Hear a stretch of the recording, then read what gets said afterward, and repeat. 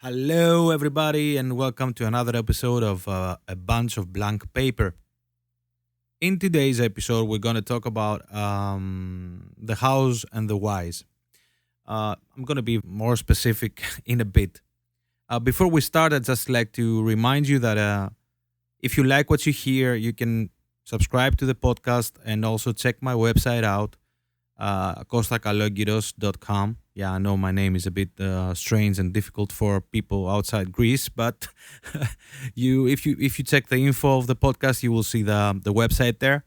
And right now we're running a new course which is called First Draft Superstars. Yeah, because you're superstars if you make it through your first draft, and believe me, you can make it. That starts on the 6th of June and it runs for 8 weeks. So we take everything from the beginning, from brainstorming an idea or the ideas to actually completing the first draft. And you might ask yourself, whoa, this can happen in 8 weeks? Yes, it can happen in 8 weeks. And after you get the grip of it, I think you will be able to do it in even less.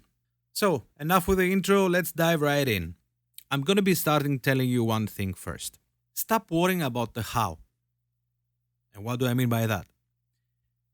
The tools are out there. I mean, if you make a good research about this, or if you take a course or whatever, yes, okay, yeah, I'm going to take the tools. Okay. The tools are there. The craft is going to be shaped as long as you're very consistent to your writing schedule. The only thing you need to be worrying about, the only thing that actually decides if you're going to write a story or not is the why.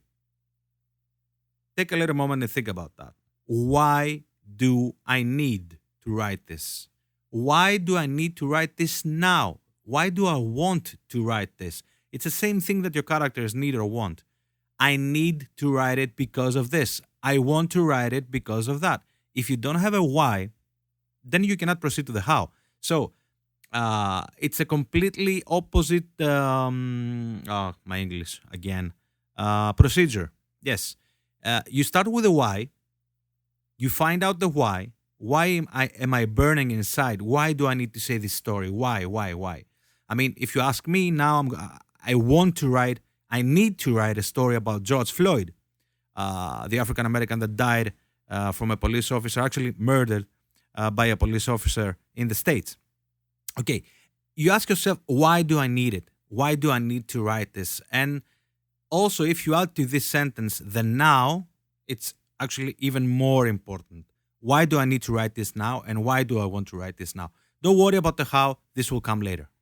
Another thing I used to say in my classes and my podcast is pretty obvious, but you need to be consistent to what you do. You need to be consistent to your writing.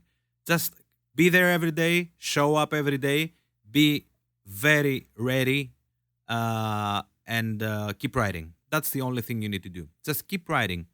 Don't start reading all this. I told you again, all this, books and guides and everything.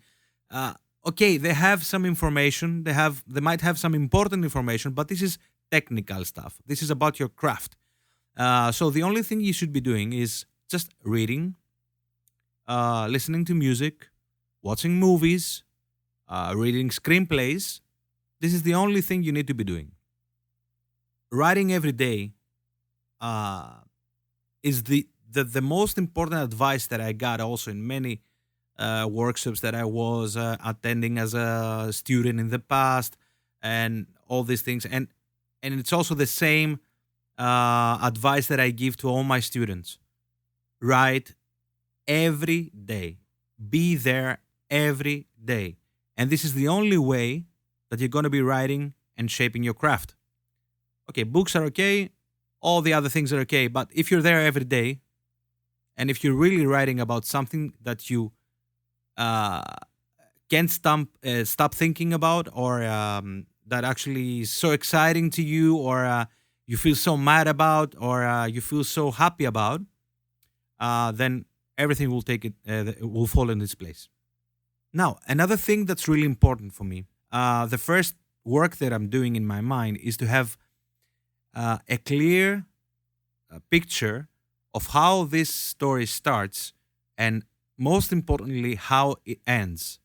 You might heard a lot of times that, the journey is important. Yes, of course, I agree. The journey is really, really important and it doesn't matter where it goes. Some people say, yeah, but for me, it's vital to have an ending. So I'm in the category of the writers that they like to know how it ends. So that, of course, is not restricting because if you know how it ends and when you finish, then you have, when you're doing the revision of the script, I told you again in other podcasts, and I'm saying also to my students, it's great if you take the ending and put it in the middle and then start writing from there towards. And then you can see maybe you have a better idea if you push yourself to the limit and if you take the final moments of the film and the ending of the film and putting it in the middle. Yes, but that comes afterwards. That's in later stages when you have already completed the idea you had and you started the idea as you thought is going to be starting and you finish the idea as you had in your mind that is going to be finishing. Now, if another ending comes after you wrote the whole thing and after you go for the revision and after you did all the tricks that I told you in many podcasts and I'm saying also to my students all the time, yes, good. Then you might decide that this ending is better than the one that I had in the beginning. But in order to start, to have a nice, solid start, for me, it works really better if you have the beginning and the end already in your mind. Really important again is to take care of yourself. Take care of you, because you need to eat well, sleep well, have a nice, productive day, which is really really important. Try to be healthy. Try to be good. Try to dream often. Try to visualize in your mind. Have a vision. Look at it every day. Keep learning about your vision. Keep reading about your vision. Don't read, this, I told you again, information about the house and crafts and stuff. Just read about your subject. Do this stuff. Write for you. If you write for yourself, then you're writing 100% what you want to write about. And then this will actually be conveyed and translated and communicated to your audience as well. You have to be thinking that there is audience for everything, anything that is going to be written or drawn or shoot or whatever. There is audience for everything. And you have to start with the most simple, humble, and small audience, but it's also at the same time the biggest and the more exciting and the most fantastic audience ever, and that's you. So the only audience you should be writing for in the beginning is you.